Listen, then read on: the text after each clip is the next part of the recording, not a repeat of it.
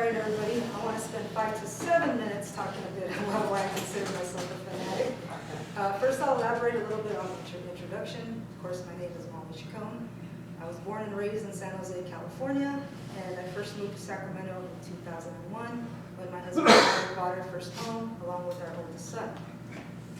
Got married right out of high school, and I've been together for 23 years with my husband. For all those who betted against us, I gladly took their money. Other than Sacramento and San Jose, I lived for 1 year in Victorville, California, which if you don't know where that's at, it's in the high desert, or on the way to Las Vegas. It was a very hot year, but it also snowed that year, so I gladly came back to Northern California the first chance I got. So one thing everybody should know about me is I'm a 49ers fanatic. Why do I call myself a fanatic?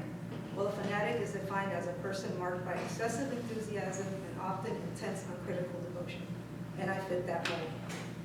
Watching 49ers games was one thing me and my father actually did together. And one of my best memories with my dad was watching the 49ers versus the Falcons game in the 1990s. It was a game where Jerry Rice caught 5 of 6 touchdowns and the 49ers won by 10 points. So my request that year for Christmas was my first 49ers jersey, a Jerry Rice jersey, of course. Even though I was too young to remember most of the 49ers Super Bowls, I was old enough to remember all their losses. I have been to every home opener since 2002, and I've been to every home playoff game since 2011. In 2005, I first bought my season tickets when they still played at Candlestick Park. Back then, there was a discussion forum on the 49ers website, and there was a couple selling their season tickets. They were moving out of state, but they had their season tickets since they were at Kezar Stadium. So I drove to South San Francisco to get the paperwork notarized so I could buy my 2 season tickets in the upper room.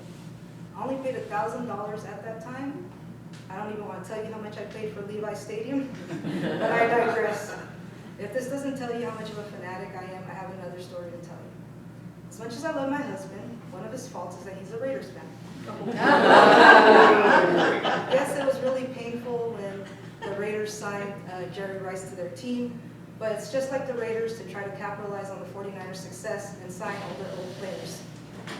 There was many an interesting dialogue between me and my husband on football Sundays, so that even encompassed my oldest son, who became a Dolphins fan.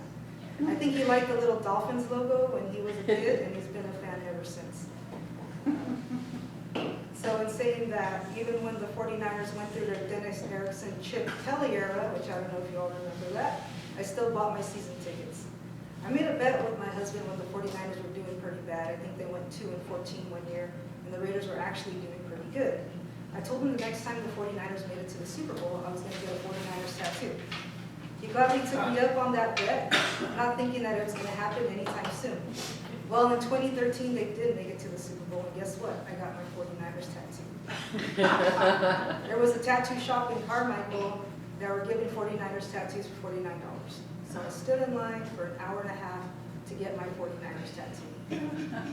Yes, they did lose the Super Bowl that year. It was also the blackout game, which a little bit of controversy happened. And then they lost Jim Harbaugh the next, but I don't regret getting my tattoo.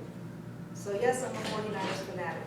And when my youngest son was born in 2004, I had another opportunity to indoctrinate another member to the 49ers faithful.